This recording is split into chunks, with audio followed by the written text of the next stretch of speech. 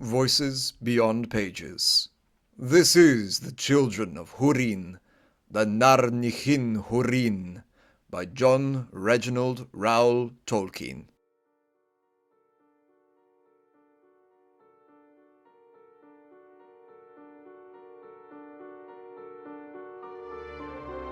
Chapter 11. The Fall of Nargothrond.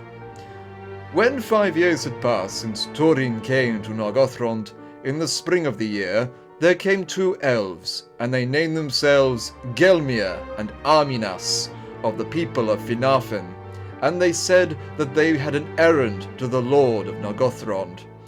Turin now commanded all the forces of Nargothrond, and ruled all matters of war. Indeed, he was become stern and proud, and would order all things as he wished, or thought good. They were brought, therefore, before Turin, but Gelmir said, "It is to Orodreth, Finarfin's son, that we would speak." And when Orodreth came, Gelmir said to him, "Lord, we were of Angrod's people, and we have wandered far since the Nirnaeth. But of late we have dwelt among Cirdan's following, by the mouths of Sirion, and on a day he called us, and bid us go to you. For Ulmo himself, the Lord of Waters, had appeared to him, and warned him of great peril that draws near to Nargothrond." But Orodreth was wary, and he answered, "Why then do you come hither out of the north? Or perhaps you had other errands also?" Then Arminas said, "Yes, Lord, ever since the Nirnaeth, I have sought for the hidden kingdom of Turgon, and I have not found it. And in this search, I fear now that I have delayed our errand hither overlong. For Cirdan sent us along the coast by ship, for secrecy and speed, and we were put ashore in Drengist. But among the sea folk were some that came south in past years as messengers from Turgon, and it seemed to me from their guarded speech that maybe Turgon dwells still in the north, and not in the south as most believe. But we have found neither sign nor rumour of what we sought." "Why do you seek Turgon?" said Orodreth. "Because it is said that his kingdom shall stand longest against Morgoth," answered Arminas. And these words seemed to Orodreth ill-omened, and he was displeased. "Then tarry not in Nargothrond," said he, "for here you will hear no news of Turgon, and I need none to teach me that Nargothrond stands in peril." "Be not angered, Lord," said Gelmir. "If we answer your questions with truth, and our wandering from the straight path hither has not been fruitless, for we have passed beyond the reach of your furthest scouts, we have traversed Orlomin and all the lands under the eaves of Great and we have explored the pass of Sirion, spying out the ways of the enemy. There is a great gathering of orcs and evil creatures in those regions, and a host is mustering about Sauron's Isle." "I know it," said Turin. "Your news is stale. If the message of Cirdan was to any purpose, it should have come sooner." "At least, Lord, you shall hear the message now," said Gelmir to Orodreth. "Hear then the words of the Lord of Waters. Thus he spoke to Cirdan. The evil of the north has defiled the springs of Sirion, and my power withdraws from the fingers of the flowing waters. But a worse thing is yet to come forth. Say therefore to the Lord of Nargothrond, shut the doors of the fortress, and go not abroad. Cast the stones of your pride into the loud river, that the creeping evil may not find the gate." These words seemed dark to Orodreth, and he turned as ever to Turin for counsel. But Turin mistrusted the messengers, and he said in scorn, "What does Cirdan know of our wars, who dwell nigh to the enemy? Let the mariner look to his ships, but if in truth the Lord of Waters would send us counsel, let him speak more plainly. Otherwise, to one trained in war, it will seem better in our case to muster our strength, and go boldly to meet our foes, ere they come too nigh." Then Gelmir bowed before Orodreth, and said, "I have spoken as I was bidden, Lord." And he turned away. But Arminas said to Turin, Are you indeed of the house of Hador, as I have heard said? Here, I am named Agarwen, the Black Sword of Nargothrond, answered Turin.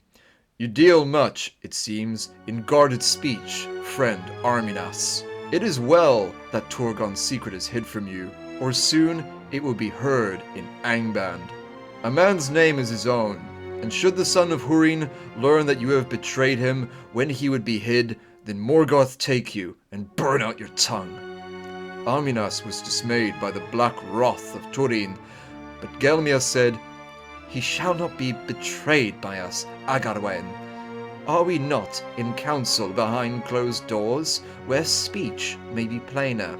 And Arminas, I deem, questioned you, since it is known to all that dwell by the sea that Ulmo has great love for the house of Hador, and some say that Hurin and Huar, his brother, came once into the hidden realm. If that were so, then he would speak of it to none, neither the great nor the less, and least of all to his son in childhood, answered Turin. Therefore, I do not believe that Arminas asked this of me in order to learn aught of Turgon. I mistrust such messengers of mischief. Save your mistrust, said Arminas in anger. Gelmir mistakes me. I asked because I doubted what here seems believed. For little indeed do you resemble the kin of Hador, whatever your name. And what do you know of them? Said Turin. Hurin I have seen, answered Arminas, and his fathers before him, and in the wastes of Dorlomin I met with Tuor, son of Huar, Hurin's brother, and he is like his fathers, as you are not. That may be, said Turin, though of Tuor I have heard no word ere now. But if my head be dark, and not golden, of that I am not ashamed, for I am not the first of sons in the likeness of his mother, and I come through Morwen Eladwen of the house of Beor, and the kindred of Baron Camlost. I spoke not of the difference between the black and the gold, said Arminas, but others of the house of Hador bear themselves otherwise, and Tuor among them, for they use courtesy, and they listen to good counsel, holding the lords of the west in awe. But you, it seems, will take counsel with your own wisdom, or with your sword only, and you speak haughtily. And I say to you, Agarwen Mormigel, that if you do so, other shall be your doom than one of the houses of Hador and Beor might look for.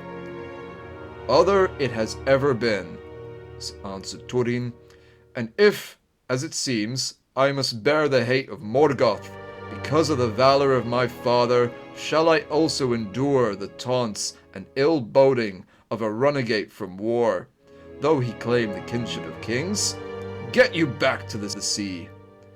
Then Gelmir and Arminas departed, and went back to the south. But despite Turin's taunts, they would gladly have awaited battle beside their kin, and they went only because Cirdan had bidden them under the command of Ulmo to bring back word to him of Nargothrond, and of the speeding of their errand there. And Orodreth was much troubled by the words of the messengers. But all the more fell became the mood of Turin, and he would by no means listen to their counsels, and least of all would he suffer the great bridge to be cast down, for so much, at least, of the words of Ulmo were read aright. Soon after the departure of the messengers, Handir, lord of Brethil, was slain, for the orcs invaded his land, seeking to secure the crossings of Teglin for their further advance. Handir gave them battle, but the men of Brethil were worsted and driven back into their woods. The orcs did not pursue them, for they had achieved their purpose for that time, and they continued to muster their strength in the pass of Sirion. In the autumn of that year, biding his hour, Morgoth loosed upon the people of Narog the great host that he had long prepared, and Glaurung, the father of dragons, passed over Anfauglith, and came thence into the north vales of Sirion, and there did great evil.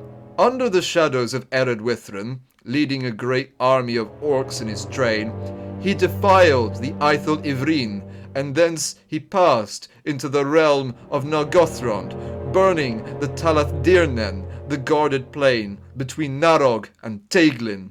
Then the warriors of Nargothrond went forth, and tall and terrible on that day looked Turin, and the heart of the host was uplifted as he rode on the right hand of Orodreth. But greater far was the host of Morgoth than any scouts had told, and none but Turin, defended by his dwarf mask, could withstand the approach of Glaurung. The elves were driven back and defeated on the field of Tumhalad, and there all the pride and host of Nargothrond withered away. Orodreth the king was slain in the forefront of the battle, and Gwyndor son of Gwilyn was wounded to the death. But Turin came to his aid, and all fled before him, and he bore Gwyndor out of the rout, and escaping to a wood, there laid him on the grass. Then Gwyndor said to Turin, "Let bearing pay for bearing, but ill-fated was mine, and vain is yours, for my body is marred beyond healing, and I must leave Middle-earth. And though I love you, son of Hurin, yet I rue the day that I took you from the orcs. But for your prowess and your pride, still I should have love and life, and Nargothrond should yet stand a while. But now, if you love me, leave me. Haste you to Nargothrond, and save Finduilas. And this last I say to you, she alone stands between you and your doom. If you fail her, it shall not fail to find you. Farewell." Then Turin sped back to Nargothrond, mustering such of the rout as he met with on the way, and the leaves fell from the trees in a great wind as they went, for the autumn was passing to a dire winter. But Glaurung and his host of orcs were there before him, because of his rescue of Gwyndor, and they came suddenly, ere those that were left on guard were aware of what had befallen on the field of Tumhalad. In that day, the bridge that Turin had caused to be built over Narog proved an evil, for it was great and mightily made, and could not be swiftly destroyed. And thus the enemy came readily over the deep river, and Glaurung came in full fire against the doors of Felagund, and overthrew them, and passed within. And even as Turin came up, the ghastly sack of Nargothrond was well nigh achieved. The orcs had slain or driven off all that remained in arms, and they were even then ransacking the great halls and chambers, plundering and destroying. But those of the women and maidens that were not burned or slain, they had herded on the terrace before the doors, as slaves to be taken to Angband. Upon this ruin and woe, Turin came, and none could withstand him, or would not, though he struck down all before him, and passed over the bridge, and hewed his way toward the captives. And now he stood alone, for the few that had followed him had fled into hiding.